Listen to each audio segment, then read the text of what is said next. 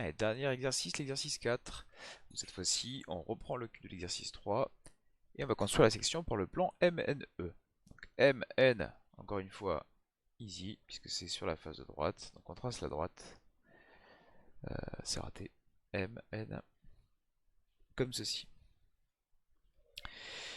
Ensuite, il faut se débrouiller avec ce point E. Alors le point E, il appartient à la face de devant, à la face de gauche, à la face du haut, il est cool, hein. Il appartient à plein de faces, mais rien qu'on puisse exploiter pour l'instant avec la droite MN. Donc on va essayer de trouver un point commun entre le plan MNE et la face de devant autre que E. Donc on a la droite BF qui appartient au même plan que MN, la face de droite, mais qui appartient aussi au plan BFE, la face de devant du cube. Donc je prolonge la droite BF pour voir ce point d'intersection, qui est un vrai point d'intersection puisque les deux droites vivent dans le même plan, elles sont coplanaires. Et ce point-là appartient à la face de devant de même que E. Donc j'obtiens la section du plan MNE avec la face de devant ici.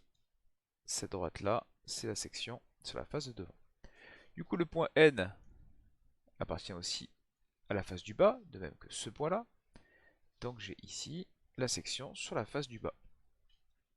Il me reste à trouver la section sur la face du haut par le théorème des lasagnes. Il suffit de prolonger cette droite-là, de tracer la parallèle à cette droite-là qui passe par E.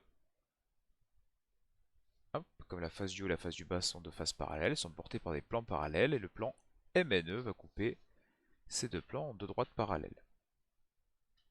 Voilà, donc on a la section sur la face du haut, c'est-à-dire EFG. Ben là, ce point-là, il appartient à la face du fond, tout comme le point M.